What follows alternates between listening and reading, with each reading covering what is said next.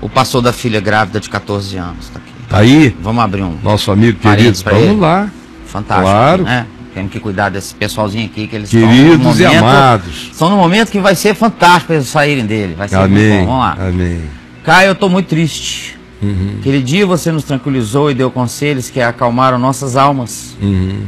Só que aconteceu um episódio que eu estou pasmo até agora. Ah, é? Novas revelações. Sabe o pai do rapaz? Sei, o colega pastor. Pai do menino, né? Detalhe, o rapaz é um menino de ouro. É, eu vi. O genrinho dele. Senti aqui pelo garoto. Purinho. Só que o pai dele é meu co-pastor. Co-pastor? Co-pastor não é auxiliar, é pastor em pé de igualdade. Ah, é? Os dois mandam do mesmo jeito. Do mesmo igualzinho. Quando tem pastor auxiliar, tem um efetivo que preside e tem os auxiliares que ajudam.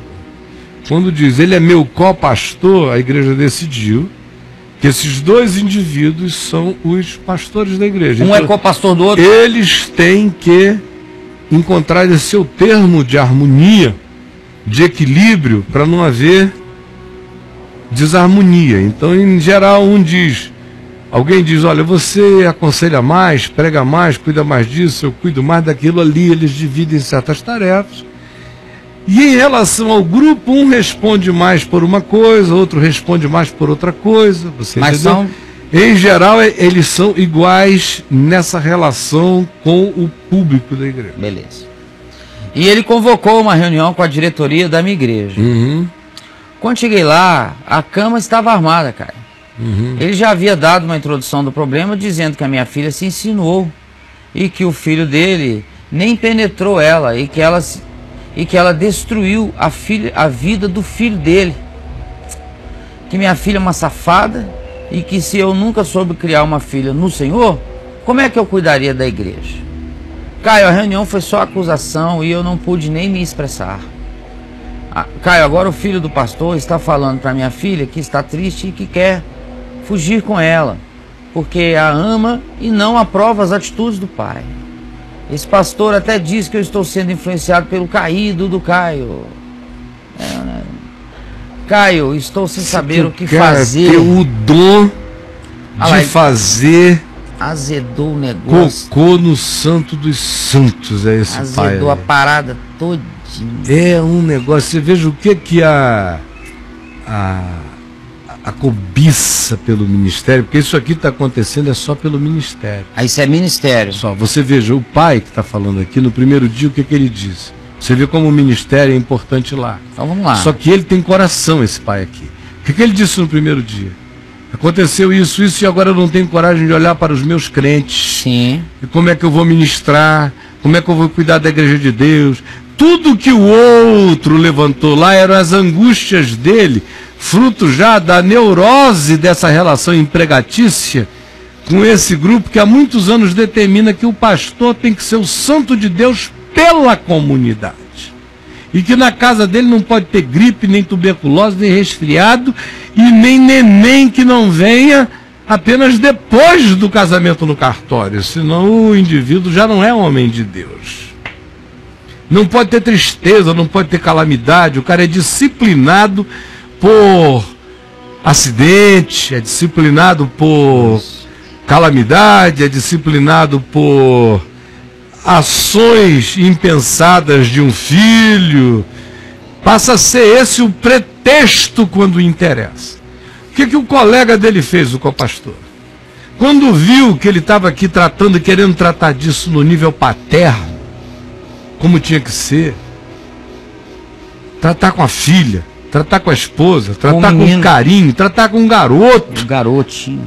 Acolher, resolver, conversar, para não perder essas crianças, para não traumatizá-las, para tudo isso. Depois que eu tinha dito a ele, olha, a prioridade está invertida, a preocupação não é com a igreja, é com a sua filha. Lembra de tudo que eu falei? Sim. Estava tudo errado, tinha que inverter tudo, que eu sabia que ele estava preocupado com a filha, mas que a angústia, a paranoia em relação à igreja foi que tinha feito ele começar com uma prioridade invertida na declaração dele, tudo mais que todo mundo lembra, certo? Certo. Agora, está o outro assistindo lá também no computador e dizendo, olha, eu já sei o que eu vou fazer.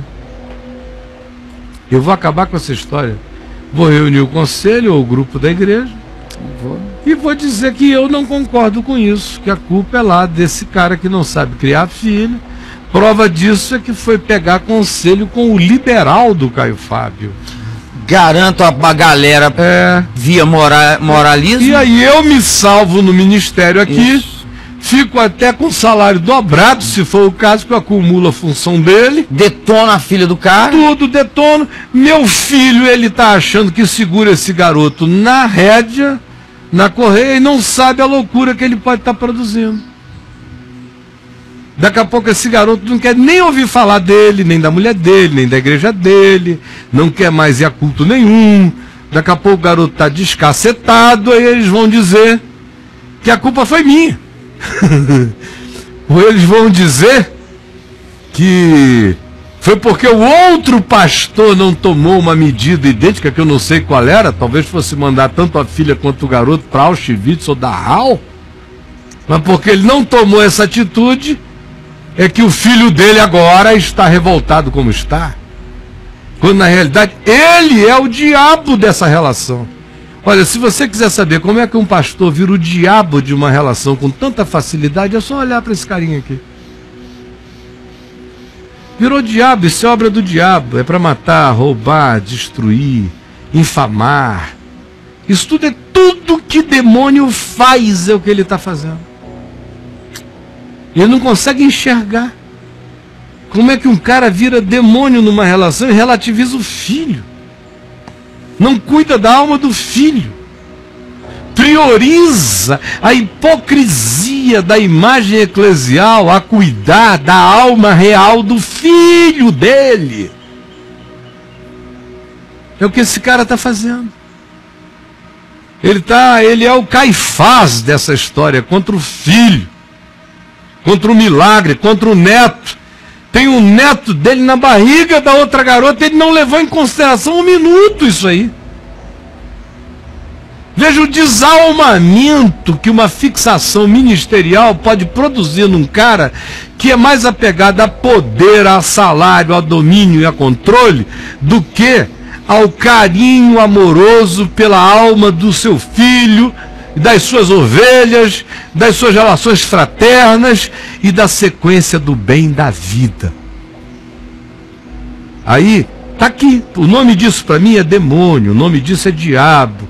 Pastor, pai do garoto, se você estiver me ouvindo, olha aqui para mim, quem está falando com você é um homem que olha no teu olho, em qualquer lugar, na frente da tua igreja, numa esquina escura, embaixo d'água com escafandro, digo na tua cara, é um homem que fala contigo, tanto quanto fala com o Minotauro, com Anderson Silva, com qualquer um, homem que não tem medo nem de homem, nem de diabo, nem de lutador, nem de gladiador, nem de inteligente, nem de gênio, nem de ninguém, um homem sem medo. Eu digo a você, você virou diabo nessa igreja. Você está sendo diabo para o seu filho. Você está sendo diabo para esse grupo. Você está perdendo a chance de virar homem de Deus, de virar pastor, de virar pai. E não quer. Eu lamento muito que você coma o pão da sua semeadura, para sentir o gosto da sua estupidez. É o que eu desejo a você, para que a sua alma seja curada, antes que você perca sua mulher, antes que você perca seu filho, antes que você perca de vez a sua alma, que já está mais para lá do que apenas, quem sabe, agarrada a um fiapo, ao qual eu me seguro na esperança de que você ainda tem alguma salvação, porque, sinceramente, você é uma decepção para o Evangelho de Jesus. Você é uma decepção para qualquer coisa que possa se relacionar a pastoreio, a paternidade, a amizade. Você é apenas um frouxo assalariado que cultua a sua segurança mais do que a alma do seu filho, mais do que o neto na barriga da outra criança, mais do que a outra menina que é filha do seu colega, mas é sua ovelha também. Você, meu amigo, até aqui é uma desgraça. Eu resolvi não falar nada na reunião para pensar melhor, pois amo minha igreja também. Por isso é melhor te ouvir primeiro, sabe, Caio? Uhum. E esse anonimato do site me deu a oportunidade de tratar o que talvez eu jamais trataria com ninguém. Uhum. Com certeza. Ele faz essa declaração. Com certeza.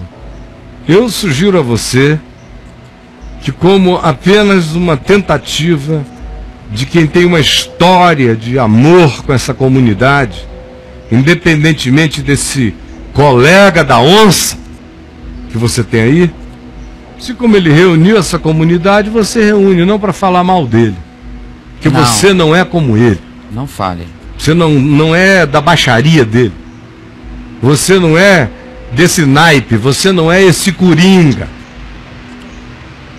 você não é esse coringa de conveniências. Reúna o povo e em amor, junto com a sua mulher, seu filho, sua filha. E se o filho dele quiser aparecer lá, que o filho dele vá também.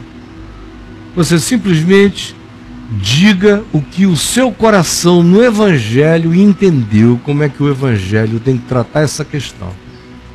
Para que quem tenha glória nisso seja Deus, e não o diabo. Como em geral os processos disciplinadores da igreja evangélica são apenas intronizações de Satanás nas reuniões dos crentes. É só o que eu vejo. Jesus, eu quero pedir que tu dês paz a esse pai.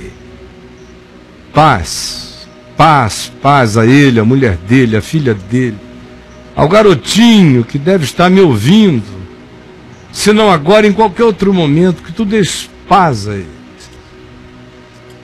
E que na paz deles, eles semeiem o fruto da paz no coração desse povo.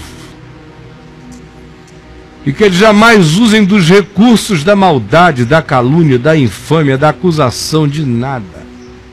Que eles tratem tudo na verdade, na pureza, no amor. E com as propostas do Evangelho. E não no espírito do que o colega anterior fez, de reunião de Caifás e Anás para decidir mortes e não soluções de vida. Por favor, firma o coração dele na palavra e que nada o faça voltar atrás. É o que eu te peço em nome de Jesus. Amém.